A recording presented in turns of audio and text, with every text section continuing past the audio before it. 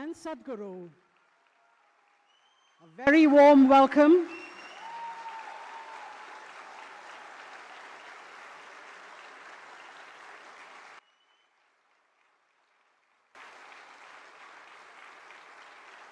It is a great privilege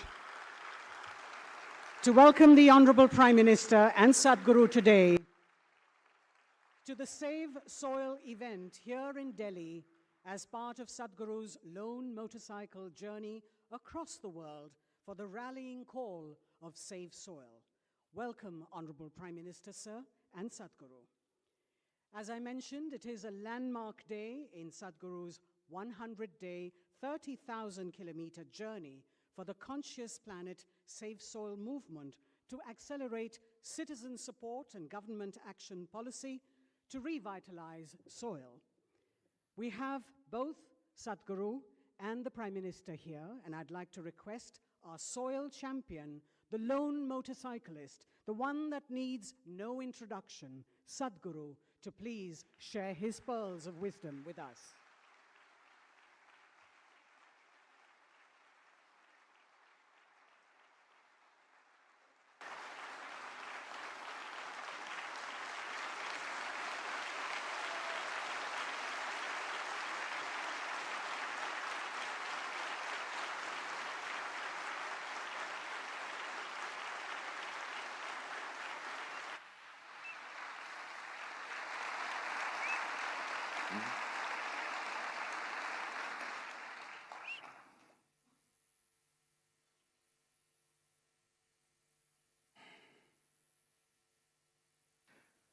Kalo na janati tava jananam.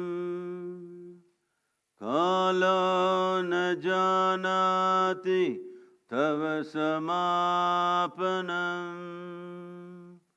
Drushto maya tava mahakaraha yogeshwara Kala Kala Yogeshwara Kala Kala. Namaskaram and our heartiest welcome to our beloved Prime Minister.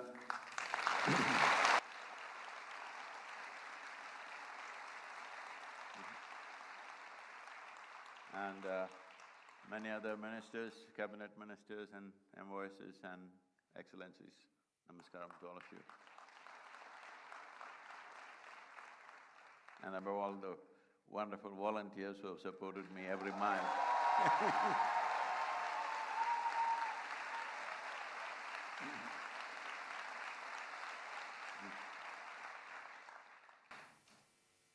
As human beings, we are here on this planet just in terms of planet's life just for a few moments. But still, how empowered we are that we can even threaten the life on this planet. This empowerment is the peak of evolution. This is what we are. We are the flower of evolution. We are the consequence of every other creature that has grown in this land, in this planet. But invested with such a sense of intelligence, with such a sense of capability, if we do not function consciously, if we do not function responsibly, our intelligence and our capabilities turn against us. This is what soil degradation is about. Soil degradation has happened, environmental damage has happened, not because there is some evil force sitting somewhere wanting to damage this planet. It is all in pursuit of human happiness and well-being that this is happening. So this is the case of a potato farmer who wanted to eat mangoes and went to the mango tree, but out of sheer habit started digging the earth looking for mangoes. When he did not find mangoes there, he became very furious and dug furiously, and slowly the tree came upon him. This is the case of humanity right now. This is where we are. So, every one of us, knowingly, unknowingly, are partners in this destruction.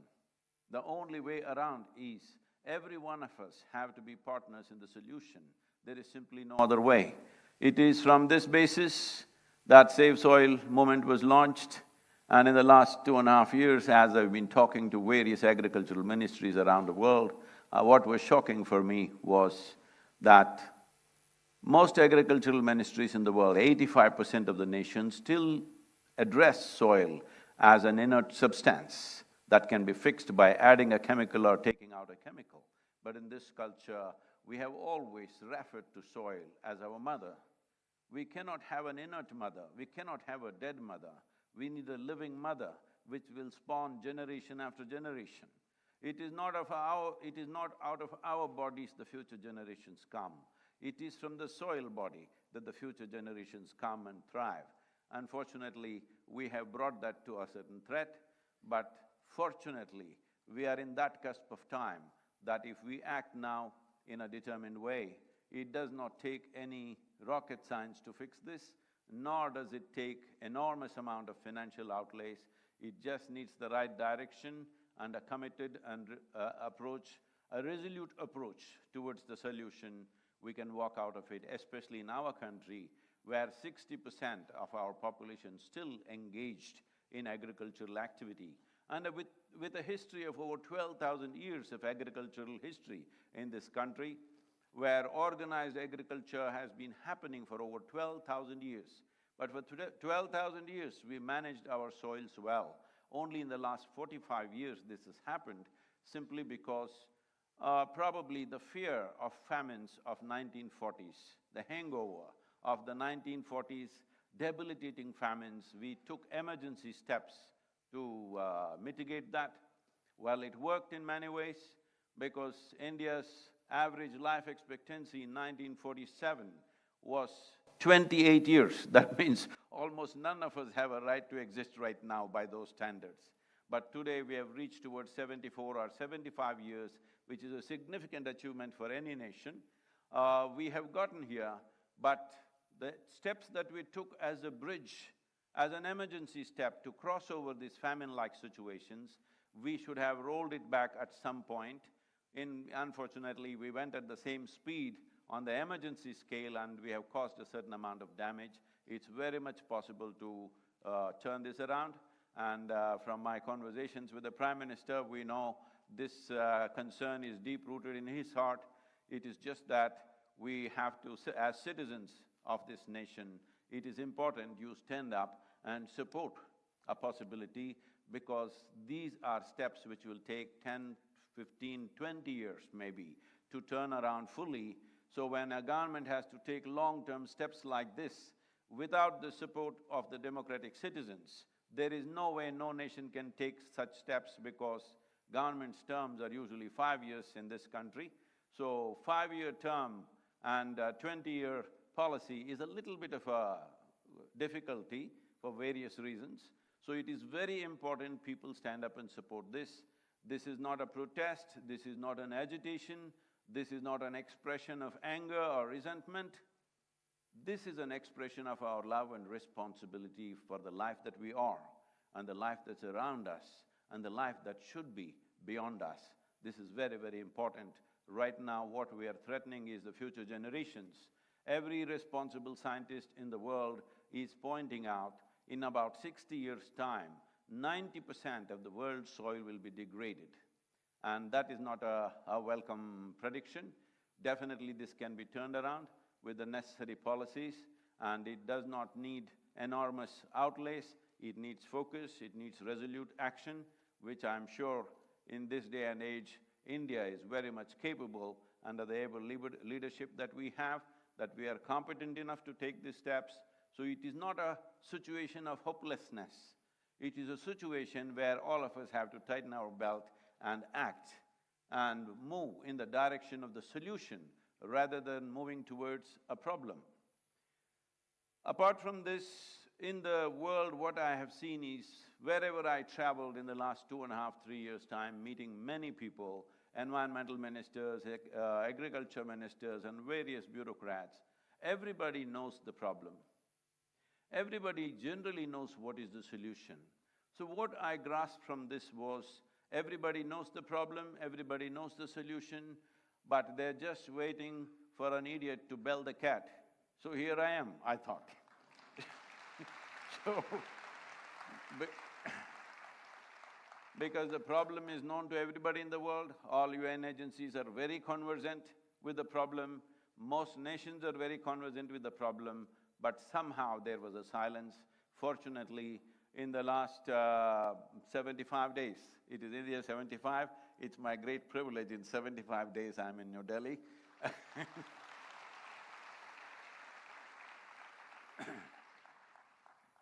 In the last 75 days, 74 nations have come on board for safe soil policy. 2.4 billion people have expressed their concern for soil, which has been never before. ഇതിന്റെ പുനരുജ്ജീവനവുമായി ബന്ധപ്പെട്ട് സംസാരിക്കുമ്പോൾ So once people want it, how can we stop it? ഒരിക്കൽ Definitely it will happen. നമുക്ക് ഈ മണ്ണിന്റെ വിനാശത്തെ എങ്ങനെ ചെറുക്കാം എന്ന് ആളുകൾ ആഗ്രഹിക്കാൻ തുടങ്ങുമ്പോൾ It is not against any industry, it is not അപ്പോൾ against lobby, ആ ആഗ്രഹം against any മണ്ണിന്റെ പുനരുജ്ജീവനവുമായി ബന്ധപ്പെട്ട് മാത്രമാണ്. അത് ഏതെങ്കിലും ഒരു വ്യവസായിയോടോ ഏതെങ്കിലും ഒരു രാഷ്ട്രീയത്തോടോ ഏതെങ്കിലും ഒരു ഏജൻസിയോടോ ഉള്ള പ്രതിഷേധമോ അല്ലെങ്കിൽ ആരോടുമുള്ള ഒരു പ്രതിഷേധമോ ഒന്നുമല്ല. tell the farmer അത് how he should farm. All we want നമ്മുടെ മണ്ണിന്റെ പുനരുജ്ജീവനം എന്ന ഒറ്റ വിഷയം മാത്രമാണ്. is the farmer against a rich soil? No. Just that farmer's economy has been so fragile, any change he is afraid of. If an incentive-based policy is pushed, definitely അതിനുവേണ്ടി നമുക്ക് കർഷകരുടെ പിന്തുണ ആവശ്യമാണ്. കർഷകർക്ക് പിന്തുണ നേടണം എന്നുണ്ടെങ്കിൽ കർഷകർക്ക് അവർ ജോലി ചെയ്യുന്ന മണ്ണിൽ നിന്ന് അവർക്ക് പ്രത്യേക രീതിയിലുള്ള അല്ലെങ്കിൽ ഒരു മികച്ച രീതിയിലുള്ള ഇൻസെന്റീവ്സ് കിട്ടുക എന്ന് പറയുന്ന ഒരു സങ്കല്പത്തിൽ നമുക്ക് കൊണ്ടുവരാൻ കഴിഞ്ഞാൽ അവർ റിച്ച് സോയിലിന് വേണ്ടി പ്രവർത്തിക്കും. as bringing cover crops, which were very much a part of our culture just 45 to 50 years ago. Just bringing cover crops will make the organic content in the soil go up to 3% within 6 to 8 years. Cover crop കൊണ്ടുവരുന്നതിലൂടെ organic content മണ്ണിലെ organic content 3 മുതൽ 5% വരെ ഉയർത്താൻ കഴിയും. നമുക്ക് അത് ഒരു പരിധിവരെ നമ്മുടെ ഈ പ്രശ്നങ്ങളെയെല്ലാം പരിഹരിക്കാൻ കഴിയുമെന്നാണ് ഇവിടെ നിരീക്ഷിക്കപ്പെടുന്നത്. ഇത് വളരെ ലളിതമായ ഒരു കാര്യം തന്നെയാണ്. കവർ ക്രോപ്പ് ഇപ്പോൾ ഈ മെയ് മാസത്തിൽ നമ്മളിപ്പോൾ വെസ്റ്റേൺ പാർട്ടിലൂടെ സഞ്ചരിക്കുകയാണെങ്കിൽ, ഇന്ത്യയുടെ വെസ്റ്റേൺ പാർട്ടിലൂടെ സഞ്ചരിക്കുകയാണെങ്കിൽ ഭൂരിഭാഗം സ്ഥലവും വളരെയധികം തരിശായി കിടക്കുന്നത് നമുക്ക് കാണാൻ കഴിയും. അപ്പോൾ നമ്മൾ വളരെ യുക്തിപൂർവം വളരെ ബുദ്ധിപൂർവം നമ്മുടെ കർഷക സമൂഹം ഇതിനു വേണ്ടി പ്രവർത്തിക്കേണ്ടത് അനിവാര്യമായൊരു കാര്യം തന്നെയാണ്. എന്താണ് പ്രശ്നം, ആരാണ് ഈ പ്രശ്നത്തിന്റെ കാരണക്കാരൻ എന്ന് ചിന്തിക്കുന്നതിന് പകരം എന്താണ് നമ്മുടെ പരിഹാരം എന്ന് മാത്രമാണ് നമ്മളിപ്പോൾ ചിന്തിക്കേണ്ടത്.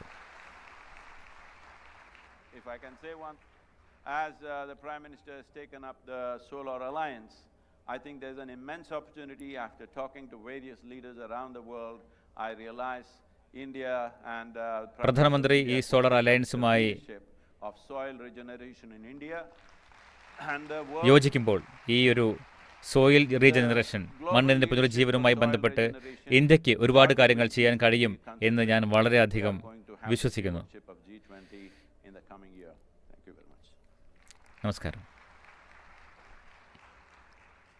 Thank you, Sadhguru, for your enlightening words. And as mentioned by him, the Save Soil movement has already touched 2.5 billion people, and save soil 74 movement countries have agreed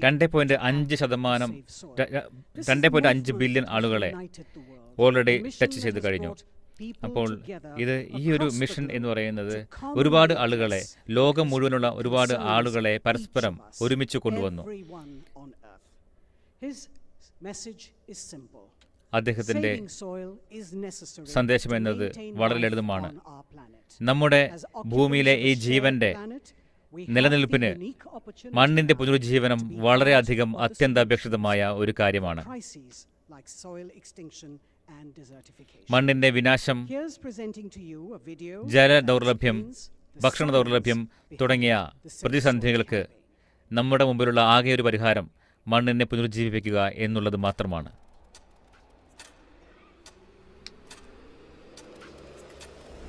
What we are facing now is soil extinction. In most countries, more than 50% of the topsoil is already gone. And every responsible scientist in the world is clearly saying by 2045, we will be producing 40% less food.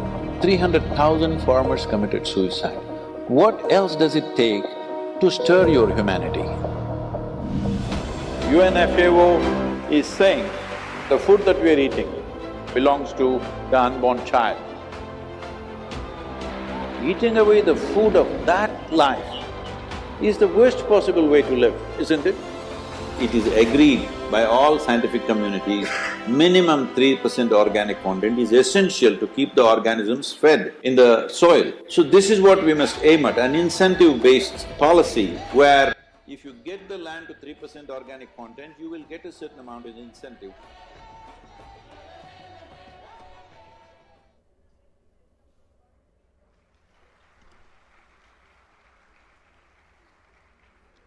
Ladies and gentlemen, as I mentioned earlier, several years ago, the Honorable Prime Minister, Shri Narendra Modi, സഹൃദയരെ, had launched a nationwide scheme to help farmers to prevent soil കുറച്ച് വർഷങ്ങൾക്ക് മുമ്പ് deterioration through balanced use of പ്രധാനമന്ത്രി Narendra Modi fertilizers and the application of the right nutrients. The കർഷകരെ Honorable Prime സഹായിക്കാനായും Minister's foresight, മണ്ണിന്റെ പുനരുജ്ജീവനത്തിനു വേണ്ടിയും vision and ചില commitment പദ്ധതികൾ to the തയ്യാറാക്കിയിരുന്നു. global effort to അദ്ദേഹത്തിന്റെ restore and rejuvenate our ഇതിനോടുള്ള planet and soil in പ്രതിബദ്ധതയോട് particular from ഞങ്ങൾ extinction വണങ്ങുന്നു. is exceptional. I'd like to request the Honorable Prime Minister of India, Shri Narendra Modi ji, to please address. ഇന്ത്യയുടെ പ്രധാനമന്ത്രി നരേന്ദ്രമോദി നമ്മളെ അഭിസംബോധന ചെയ്യാൻ സ്വാഗതം ചെയ്യുന്നു.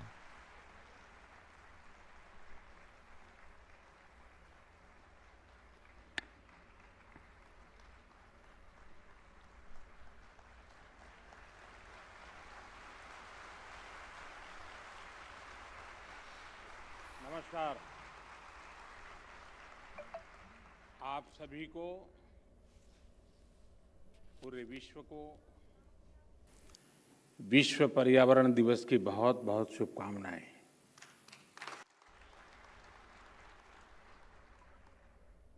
सद्गुरु और ईशा फाउंडेशन भी आज बधाई के पात्र हैं। मार्च में उनकी संस्था ने सेव सॉइल अभियान की शुरुआत की थी। 27 देशों से होते हुए उनकी यात्रा और 75वें दिन यहाँ पहुंची है। आज जब देश अपनी आज़ादी के 75वें वर्ष का पर्व मना रहा है, इस अमृत काल में नए संकल्प ले रहा है, तो इस तरह के जन अभियान बहुत अहम हो जाते हैं। साथियों, मुझे संतोष है कि देश में पिछले 8 साल में जो योजनाएं चल रही हैं, जो भी प्रोग्राम चल रहे हैं, सभी में किसी न किसी रूप से पर्यावरण संरक्षण का आग्रह है। स्वच्छ भारत मिशन हो या वेस्ट टू वेल्थ से जुड़े कार्यक्रम, अमृत मिशन के तहत शहरों में आधुनिक सीवेज ट्रीटमेंट प्लांट्स का निर्माण हो या फिर सिंगल यूज प्लास्टिक से मुक्ति का अभियान, या नमामि गंगे के तहत गंगा स्वच्छता का अभियान, one sun one grid solar energy पर फोकस हो या इथेनॉल के उत्पादन और ब्लेंडिंग, दोनों में वृद्धि, पर्यावरण रक्षा के भारत के प्रयास बहुआयामी रहे हैं। और भारत ये प्रयास तब तक कर रहा है जब दुनिया ने, आज जो क्लाइमेट के लिए दुनिया परेशान है, उस बर्बादी में हम लोगों की भूमिका नहीं है, हिंदुस्तान की भूमिका नहीं है। विश्व के बड़े और आधुनिक देश न केवल धरती के ज्यादा से ज्यादा संसाधन का दोहन कर रहे हैं, बल्कि सबसे ज्यादा कार्बन एमिशन भी उन्हीं के खाते में जाता है। कार्बन एमिशन का ग्लोबल औसत प्रति व्यक्ति 4 टन का है, जबकि भारत में प्रति व्यक्ति कार्बन फुटप्रिंट प्रतिवर्ष आधे टन के आसपास ही है। कहां 4 टन और कहां आधे टन। बावजूद इसके भारत पर्यावरण की दिशा में एक होलिस्टिक अप्रोच के साथ न केवल देश के भीतर बल्कि वैश्विक समुदाय के साथ भी जुड़ करके काम कर रहा है। अंतर्राष्ट्रीय स्तर पर भारत ने coalition for disaster resilient infrastructure CDRI और जैसे अभी सदगुरु जी ने कहा इंटरनेशनल सोलर अलायंस ISA के निर्माण का नेतृत्व किया है। पिछले वर्ष भारत ने ये भी संकल्प लिया है कि भारत 2070 तक नेट जीरो का लक्ष्य हासिल करेगा।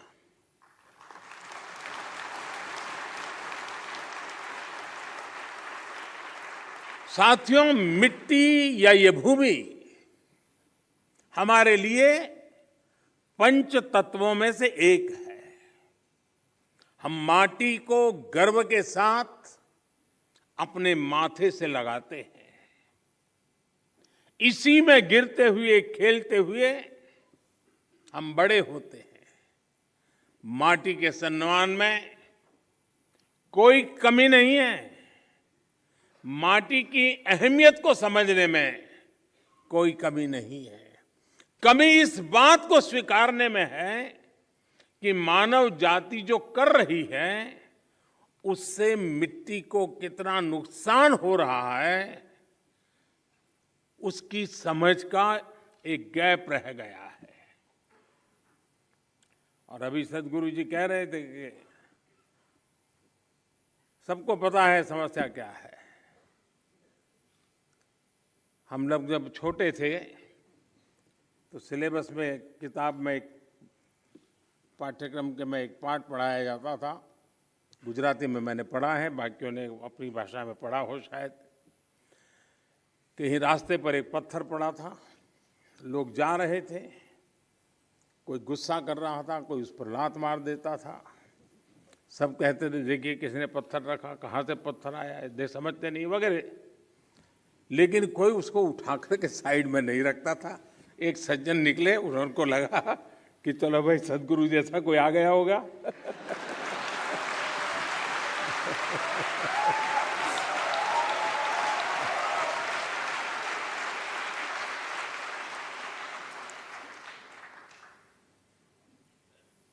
हमारे यहाँ युधिष्ठिर और दुर्योधन के भेद की जब चर्चा होती है तो दुर्योधन के विषय में जब कहा जाता है तो यही कहता है कि जाना भी धर्म न च में प्रवृत्ति। मैं धर्म को जानता हूं लेकिन मेरी प्रवृत्ति नहीं, मैं नहीं कर सकता हूं। सत्य क्या है मुझे मालूम है, लेकिन मैं उस रास्ते पर नहीं चल सकता हूं। तो समाज में जब ऐसी प्रवृत्ति बढ़ जाती है तो ऐसा संकट आता है तो एक सामूहिक अभियान से समस्याओं के समाधान के लिए रास्ते खोजने होते हैं। मुझे खुशी है कि बीते 8 वर्षों में देश ने मिट्टी को जीवंत बनाए रखने के लिए निरंतर काम किया है। मिट्टी को बचाने के लिए हमने 5 प्रमुख बातों पर फोकस किया है। पहला, मिट्टी को केमिकल फ्री कैसे बनाएं। दूसरा, मिट्टी में जो जीव रहते हैं जिन्हें तकनीकी भाषा में आप लोग सॉइल ऑर्गेनिक मैटर कहते हैं, उन्हें कैसे बचाएं। और तीसरा, मिट्टी की नमी को कैसे बनाए रखें, उस तक जल की उपलब्धता कैसे बढ़ाएं। चौथा, भूजल कम होने की वजह से मिट्टी को जो नुकसान हो रहा है उसे कैसे दूर करें, और पांचवा, वनों का दायरा कम होने से मिट्टी का जो लगातार क्षरण हो रहा है उसे कैसे रोकें। साथियों, इन सब बातों को ध्यान में रखते हुए ही देश में बीते वर्षों में जो सबसे बड़ा बदलाव हुआ है वो है देश की कृषि नीति में। पहले हमारे देश के किसान के पास इस जानकारी का अभाव था कि उसकी मिट्टी किस प्रकार की है, उसकी मिट्टी में कौन सी कमी है, कितनी कमी है। इस समस्या को दूर करने के लिए देश में किसानों को सॉइल हेल्थ कार्ड देने का बहुत बड़ा अभियान चलाया गया।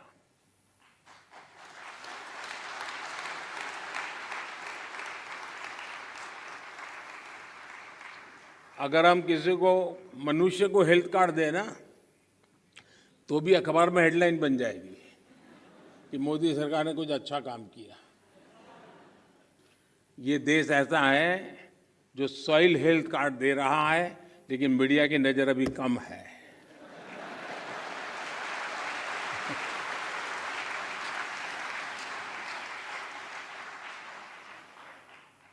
पूरे देश में 22 करोड़ से ज्यादा सॉइल हेल्थ कार्ड किसानों को दिए गए, और सिर्फ कार्ड ही नहीं दिए बल्कि देश भर में सॉइल टेस्टिंग से जुड़ा एक बहुत बड़ा नेटवर्क भी तैयार हुआ है।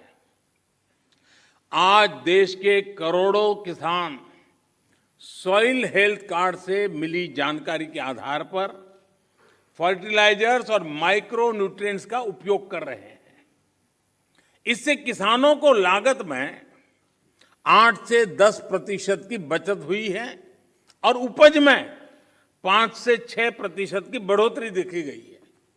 यानी जब मिट्टी स्वस्थ हो रही है, तो उत्पाद भी बढ़ रहा है। मिट्टी को लाभ पहुंचाने में यूरिया की 100% नीम कोटिंग ने भी बहुत फायदा पहुंचाया है। माइक्रो इरिगेशन को बढ़ावा देने की वजह से, अटल भू योजना की वजह से देश के अनेक राज्यों में मिट्टी की सेहत भी संभल रही है।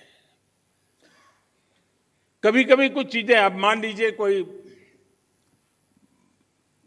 1.5-2 साल का बच्चा बीमार है, तबीयत ठीक नहीं हो रही है, वेट नहीं बढ़ रहा है, ऊंचाई में भी कोई फर्क नहीं आता है, और मां को कोई कहे कि जरा इसकी चिंता करो, और उसको कहीं सुना हो कि भाई स्वास्थ्य के लिए दूध वगैरह चीजें अच्छी होती हैं, और मान लो वो हर दिन 10-10 लीटर दूध में उसको स्नान करवा दे, तो उसका स्वास्थ्य ठीक होगा क्या? लेकिन अगर कोई समझदार मां एक चम्मच थोड़ा सा दूध उसको पिलाती जाए, दिन में 2 बार, 5 बार, 7 बार, एक चम्मच, तो धीरे धीरे फर्क नजर आएगा। ये फसल का भी ऐसा ही है, पूरा पानी भर करके फसल को डुबो देने से फसल अच्छी होती है ऐसा नहीं है।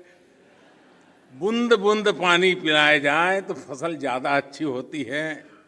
पर ड्रॉप मोर क्रॉप।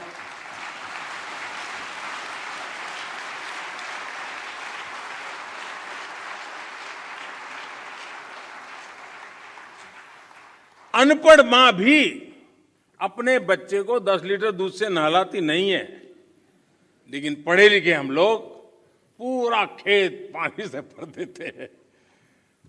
खैर, इन सारी चीजों में बदलाव लाने के लिए कोशिश करते रहना है। हम कैच द रेन जैसे अभियानों के माध्यम से जल संरक्षण से देश के जन जन को जोड़ने का प्रयास कर रहे हैं। इस साल मार्च में ही देश में 13 बड़ी नदियों के संरक्षण का अभियान भी शुरू हुआ है। इसमें पानी के प्रदूषण कम करने के साथ साथ नदियों के किनारे वन लगाने का भी काम किया जा रहा है। और अनुमान है कि इससे भारत के फॉरेस्ट कवर में 7,400 स्क्वायर किलोमीटर से ज्यादा की बढ़ोतरी होगी। बीते 8 वर्षों में भारत ने अपना जो फॉरेस्ट कवर 20,000 स्क्वायर किलोमीटर से ज्यादा बढ़ाया है, उसमें ये और मदद करेगा।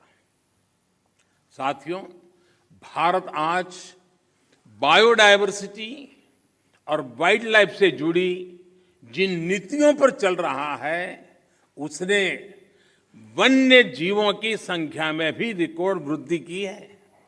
आज चाहे टाइगर हो, लायन हो, लेपर्ड हो या फिर एलिफेंट, सभी की संख्या देश में बढ़ रही है। साथियों, देश में ये भी पहली बार हुआ है जब हमारे गांव और शहर को स्वच्छ बनाने, ईंधन में आत्मनिर्भरता, किसानों को अतिरिक्त आय और मिट्टी के स्वाद के अभियान को हमने एक साथ जोड़ा है। गोवर्धन योजना ऐसा ही एक प्रयास है। और जब मैं गोवर्धन योजना बोलता हूं तो कुछ सेक्युलर लोगों को सवाल उठेगा कि ये कौन सा गोवर्धन ले आया है। वो परेशान हो जाएंगे।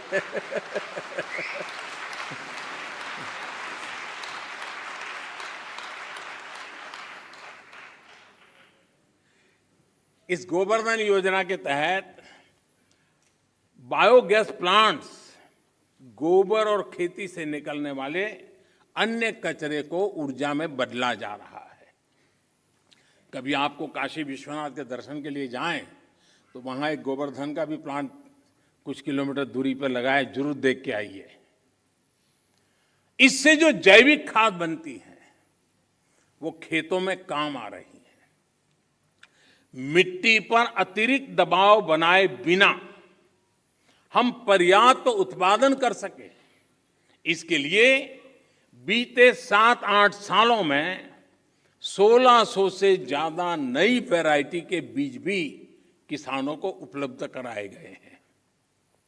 साथियों, नेचुरल फार्मिंग में भी हमारी आज की चुनौतियों के लिए एक बहुत बड़ा समाधान है। इस साल के बजट में हमने तय किया है कि गंगा के किनारे बसे गांवों में नेचुरल फार्मिंग को प्रोत्साहित करेंगे। नेचुरल फार्मिंग का एक विशाल कॉरिडोर बनाएंगे। हमारे देश में इंडस्ट्रियल कॉरिडोर हमने सुना है, डिफेंस कॉरिडोर हमने सुना है। हमने एक नया प्रारंभ किया है गंगा के तट पर एग्रीकल्चर कॉरिडोर का, नेचुरल फार्मिंग का। इससे हमारे खेत तो केमिकल फ्री होंगे ही, नमामि गंगे अभियान को भी नया बल मिलेगा। भारत वर्ष 2030 तक 26 मिलियन हेक्टेयर बंजर जमीन को रिस्टोर करने के लक्ष्य पर भी काम कर रहा है। साथियों, पर्यावरण की रक्षा के लिए आज भारत नए इनोवेशंस, प्रो एनवायरमेंट टेक्नोलॉजी पर लगातार जोर दे रहा है।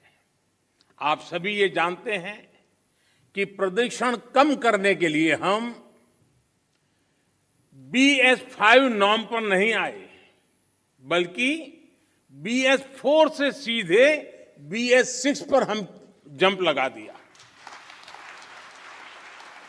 हमने जो देश भर में LED बल्ब देने के लिए उजाला योजना चलाई, उसकी वजह से सालाना लगभग 40 मिलियन टन कार्बन एमिशन कम हो रहा है। सिर्फ लट्टू के बदलने से घर में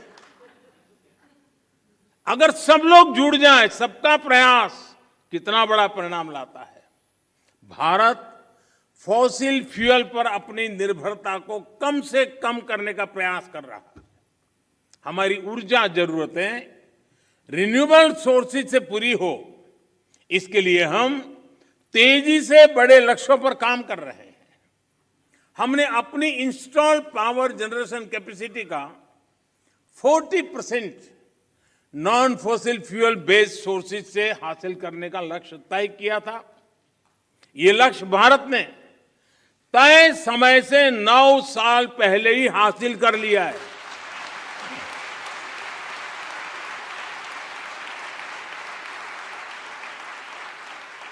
आज हमारी सोलर एनर्जी कैपेसिटी करीब 18 गुना बढ़ चुकी है।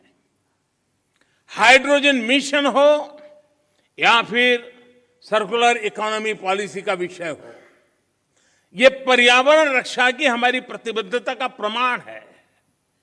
हमने पुरानी गाड़ियों को लिए स्क्रैप पॉलिसी लाए हैं। वो स्क्रैप पॉलिसी भी अपने आप में एक बहुत बड़ा काम होने वाला है। साथियों, अपने इन प्रयासों के बीच आज पर्यावरण दिवस के दिन भारत ने एक और उपलब्धि हासिल की है और ये मेरा सौभाग्य है कि खुशखबरी देने के लिए मुझे आज बहुत उचित मंच मिल गया है।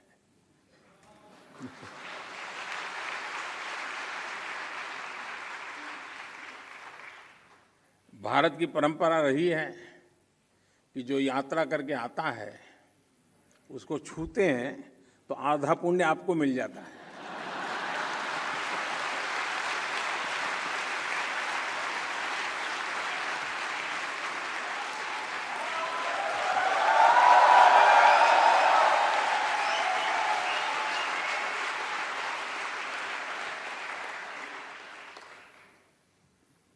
ये खुशखबरी मैं आप जरूर सुनाऊंगा और देश को और दुनिया के लोगों को भी आनंद आएगा।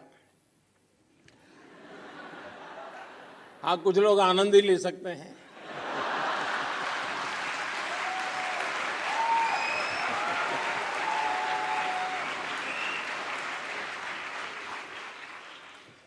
आज भारत ने पेट्रोल में 10% इथेनॉल ब्लेंडिंग के लक्ष्य को प्राप्त कर लिया है।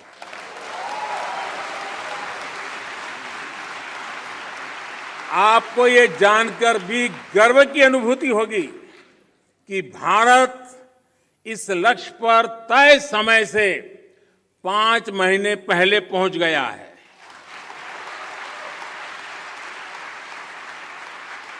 ये उपलब्धि कितनी बड़ी है, इसका अंदाजा आप इसी से लगा सकते हैं कि साल 2014 में भारत में सिर्फ 1.5% इथेनॉल की पेट्रोल में ब्लेंडिंग होती थी। इस लक्ष्य पर पहुंचने की वजह से भारत को 3 सीधे फायदे हुए हैं। एक तो इससे करीब 27 लाख टन कार्बन एमिशन कम हुआ है।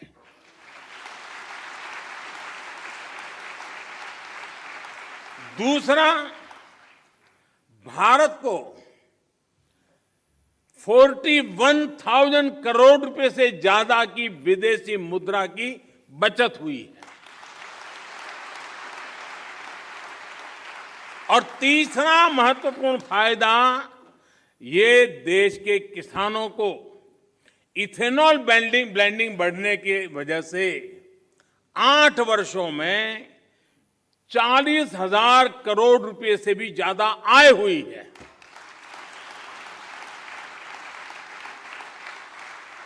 मैं देश के लोगों को, देश के किसानों को, देश की ऑयल कंपनियों को इस उपलब्धि के लिए बधाई देता हूं। साथियों, देश आज जिस पीएम नेशनल गति शक्ति मास्टर प्लान पर काम कर रहा है, वो भी पर्यावरण रक्षा में अहम भूमिका निभाएगा। गति शक्ति की वजह से देश में लॉजिस्टिक सिस्टम्स आधुनिक होगा, ट्रांसपोर्ट सिस्टम मजबूत होगा। इससे प्रदूषण कम करने में बहुत मदद मिलेगी। देश में मल्टी मॉडल कनेक्टिविटी हो, 100 से ज्यादा नए वाटर वे के लिए काम हो, ये सभी पर्यावरण की रक्षा और क्लाइमेट चेंज की चुनौती से निपटने में भारत की मदद करेंगे। साथियों, भारत के इन प्रयासों, इन अभियानों का एक और पक्ष है जिसकी चर्चा बहुत कम होती है। ये पक्ष है ग्रीन जॉब्स।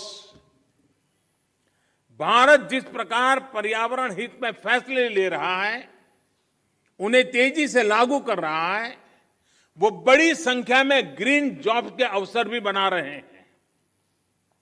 ये भी एक अध्ययन का विषय है कि जिसके बारे में सोचा जाना चाहिए।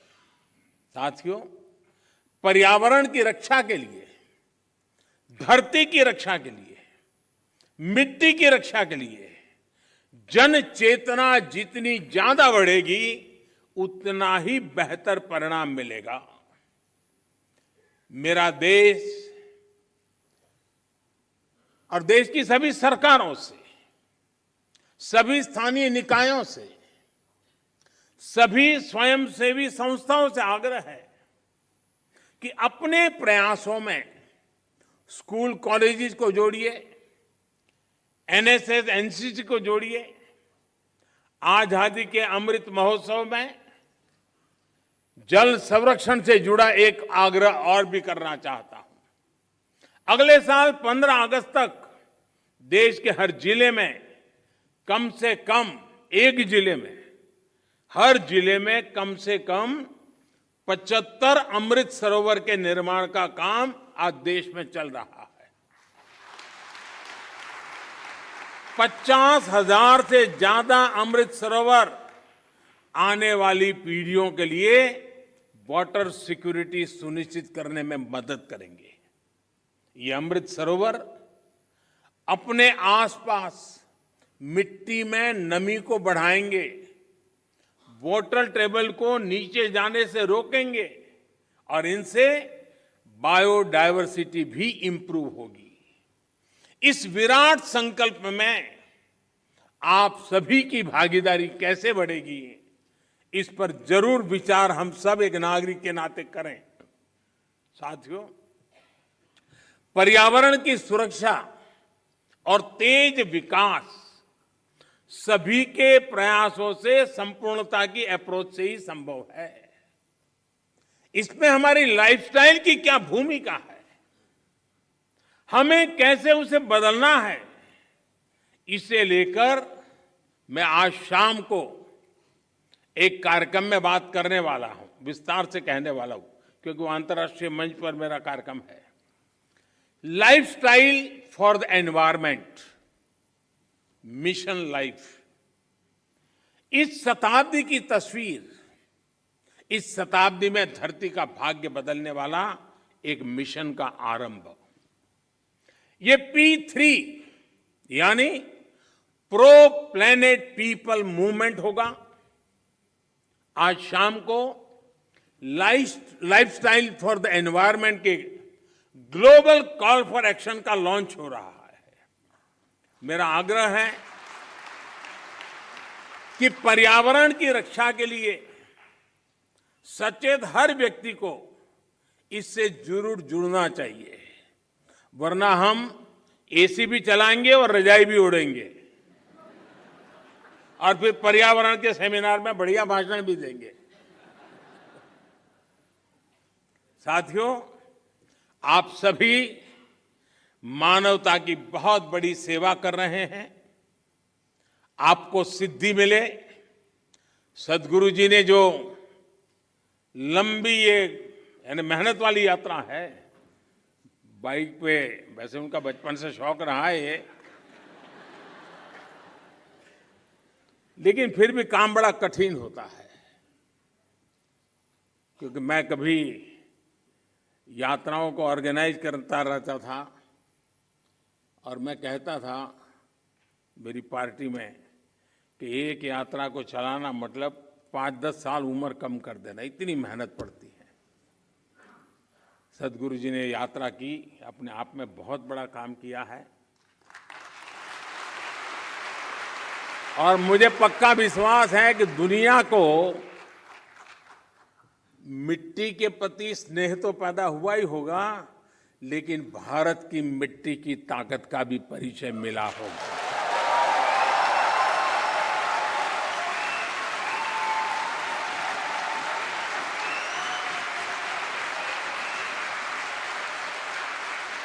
आप सबको बहुत बहुत शुभकामनाएं। धन्यवाद।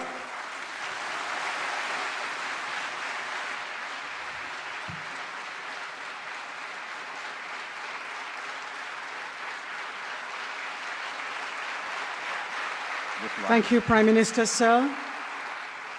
Thank you, Prime Minister, sir, for your words പ്രധാനമന്ത്രി of wholehearted support, encouragement and guidance. As we നന്ദി. conclude, may I request Sadhguru to please give thanks. അങ്ങയുടെ മാർഗനിർദ്ദേശങ്ങൾക്കും Well, അനുഗ്രഹത്തിനും നന്ദി. the Prime Minister is on stage. I've been trying to deliver a serious talk, but he's stealing the stage with all his humor. So, whether we want to ensure food security for the nation, enhance farmers' income, enhance biodiversity, രാജ്യത്തിന് വേണ്ടിയിട്ടുള്ള ഭക്ഷ്യസുരക്ഷയെ aliveness into our soil, ഉറപ്പുവരുത്തുക, safe soil is very important. നമ്മുടെ കർഷകരുടെ വരുമാനം ഉറപ്പുവരുത്തുക, നമ്മുടെ ഭാവി തലമുറയ്ക്കുള്ള സുരക്ഷിതമായ ജീവിതം ഉറപ്പുവരുത്തുക എന്നുള്ള കാര്യങ്ങളെല്ലാം നമുക്ക് വേണമെങ്കിൽ നമുക്ക് അതിനുവേണ്ടിയിട്ടുള്ള എല്ലാ പിന്തുണയും വാഗ്ദാനം ചെയ്ത പ്രധാനമന്ത്രിക്കും അദ്ദേഹത്തിൻ്റെ മന്ത്രിസഭയ്ക്കും എല്ലാ രീതിയിലുമുള്ള നന്ദി അറിയിക്കുന്നു. As the Prime Minister and Sadhguru leave the hall, ഇവിടെ വന്ന പ്രധാനമന്ത്രിക്കും please be seated. സദ്ഗുരുവിനും Thank എല്ലാ you, രീതിയിലുമുള്ള നന്ദി Sadhguru. അറിയിക്കുന്നു. Wish you a safe journey as you continue to travel in the last leg of the നന്ദി 100-day Sadhguru. journey through Bharat, ഇനിയും അങ്ങേ onward തുടർന്നുള്ള as you go അങ്ങയുടെ to യാത്രയ്ക്ക് Lucknow, എല്ലാവിധത്തിലുള്ള Bhopal, ഭാവുകങ്ങളും നേരിടുന്നു. Nasik, Mumbai, Hyderabad, Mysuru, Bengaluru, ഇനി Mumbai, and to the Hyderabad, Kaveri Mysore, Basin in Bangalore, Coimbatore, and conclude അങ്ങനെ at the അവസാനം Adiyogi at കോയമ്പത്തൂരിലെ Isha Yoga Kaveri Center. നദീതട തീരത്ത് ഇത് Thank you, Sadhguru, for സമാപിക്കുകയാണ്. single-handedly നന്ദി taking on the സദ്ഗുരുജി. mammoth mission of Save Soil. Please remain with us as we share with you glimpses of Sadhguru's Save Soil save rally സോയിലിനെ കുറിച്ചുള്ള across ചില 27 countries, ചെറിയ കാര്യങ്ങൾ from London to New Delhi so far.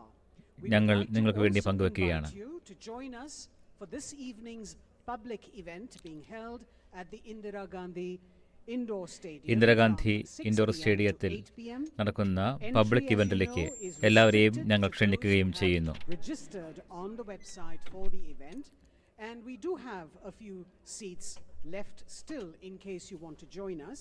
Please register on the Conscious Planet website at savesoil.co/Delhi. Please enjoy the Save Soil rally video that we have for you. Please be seated, ladies and gentlemen.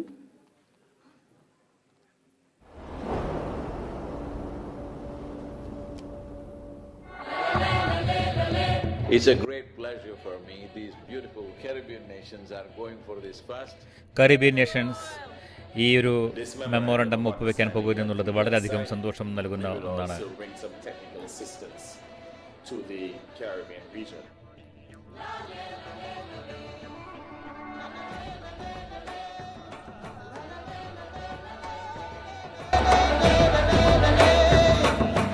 This is a historic moment because here is the first step to turn around. ഇതിനെ തിരിച്ചു കൊണ്ടുവരാനുള്ള ആദ്യത്തെ ചുവടാണ്. What you're doing today is really important because people like you who have a wonderful following of millions and millions of people, and what you're doing with അതിശയകരമായ ഒരു ദിവസമാണ് അങ്ങേ പോലുള്ള ഒരാൾ ഇവിടെ വരികയും ഇത്രയും വിസ്മയകരമായ കാര്യങ്ങൾ കാഴ്ചവെക്കുകയും ചെയ്തതിന്. നിങ്ങളുടെ കുട്ടികളോട് ഞാൻ നിന്നെ സ്നേഹിക്കുന്നു എന്നതിന് പകരം മണ്ണിനെ രക്ഷിക്കൂ എന്ന് പറയുക. കാരണം നിങ്ങളുടെ കുട്ടികൾക്ക് വേണ്ടി നിങ്ങൾക്ക് ചെയ്യാൻ പറ്റുന്ന ഏറ്റവും നല്ല കാര്യം അതാണ്. Next 100 days from 21st of March, we want the whole world. March 21 മുതൽ അടുത്ത 100 ദിവസം എല്ലാവരും മണ്ണിനെക്കുറിച്ച് മാത്രം സംസാരിക്കുക. ഇത് മോട്ടോർ സൈക്കിളിനെ കുറിച്ചുള്ളതല്ല, ഇത് യാത്രയെക്കുറിച്ചുള്ളതല്ല, ഇത് സേവ് സോയിൽ ഗാനത്തെക്കുറിച്ചുള്ളതല്ല, ഇത് നമ്മുടെ ഗ്രഹത്തെക്കുറിച്ചുള്ള കാര്യം മാത്രമാണ്. മണ്ണിനെ രക്ഷിക്കൂ.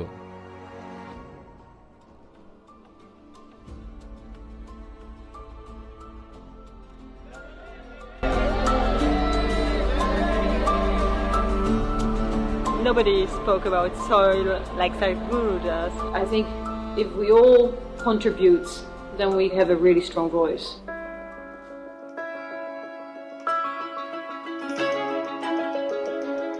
There has been so much excitement and everybody is so excited to hear Sadhguru.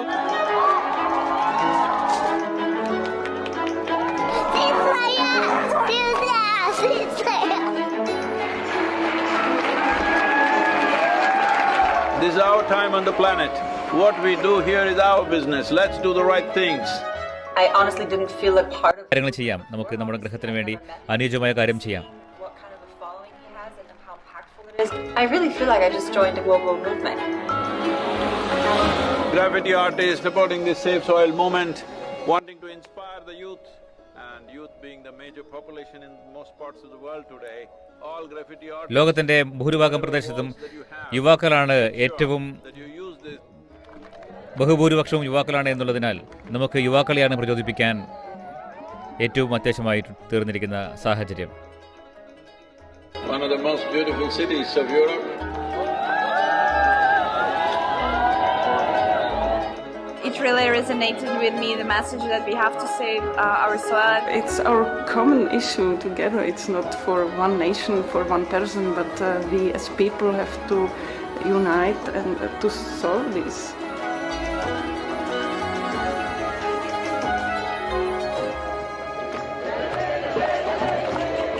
This is a celebration of human beings coming together to do what they need to do.